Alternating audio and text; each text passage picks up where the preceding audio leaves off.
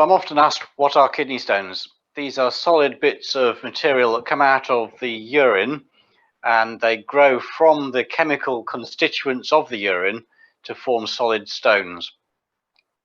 They're made of various different chemicals, and depending on what type of stone it is, it's made of different things, but all of them come out of the urine, and it's the concentration of the urine that predisposes people to getting them. So diluting the urine is the best way of avoiding all sorts of stones. They're relatively common. About 6% of the population in the United Kingdom will get stones, and if you've had a stone before, you're much more likely to get another one. They usually present either by having had a scan and finding stones as a coincidence, or by causing pain, usually in one side or the other. That's usually around the back initially, and then it moves around the front, down into the groins. Providing they're treated, kidney stones usually don't cause much harm, but they are painful, and they do bother people a lot if they cause pain. So the advice that I give people to try and avoid stones is to drink more water. Water is very good at diluting the urine. Some things are even better than water, and that includes tea and coffee. Alcoholic drinks can improve stone risks as well, probably not because of the alcohol in them, but because of when people drink things like beer and wine, which tends to be in the evenings.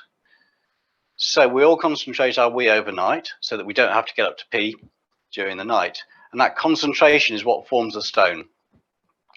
To avoid that, drinking fluid in the evenings protects you against forming stones.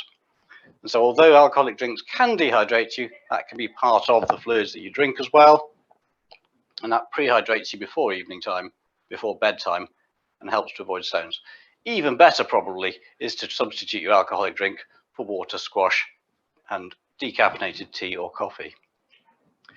If your urine's looking yellow first thing in the morning, that's a suggestion that you probably have concentrated wee and should have been drinking more overnight.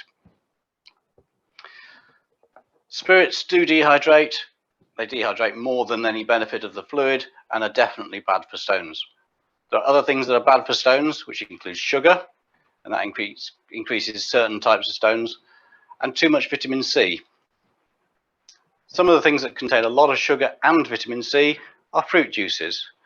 That includes just about all fruit juices: cranberry juice, grapefruit juice, apple juice, orange juice. Fizzy drinks are okay, provided they're sugar-free. Salt is one of the things that may or may not cause stones, but certainly does cause other health problems, and so it's very sensible to avoid eating salt and to avoid putting salt on your food and in your food. Dairy products, milk, cheese and yogurts are good for you and help to protect against stones. That's how to protect against stones, and you should try to do that all the time. If you're unlucky enough to get stones, how do we get rid of those? So a lot of stones will pass through by themselves if they're small enough. Not all stones will do that, but equally, stones in the kidney do not necessarily bother people, and they can sit there for many years without causing any problem at all, and so don't necessarily need to be treated. For the smaller stones that are in kidneys, particularly if there's a concern about them, we can offer lithotripsy.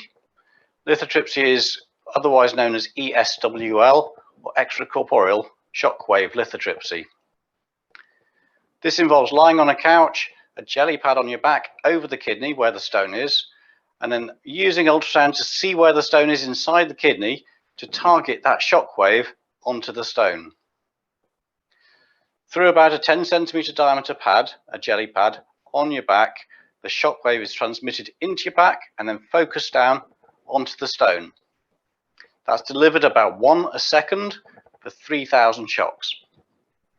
That then can break up the stone to then allow the fragments to pass through naturally in the urine. It can also be used in ureteric stones, where the stone has moved out of the kidney into the ureter, but the alternative way of treating stones in the ureter is directly to see the stone with a ureteroscope and laser it. That's done under general anaesthetic, with a telescope going in through the urethra and the bladder, up to the ureter, and up the ureter to the stone. It is also possible to go beyond that and also treat kidney stones using a ureteroscope and the laser. Fragments can then either be pulled out if they're small enough or left in if they're even smaller to be passed spontaneously with the urine.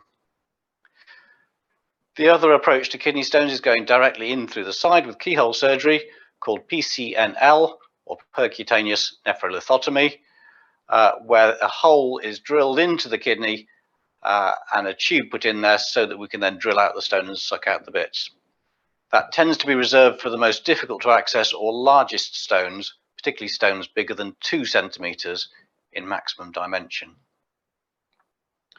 As I say, most stones will actually pass by themselves or don't require any treatment.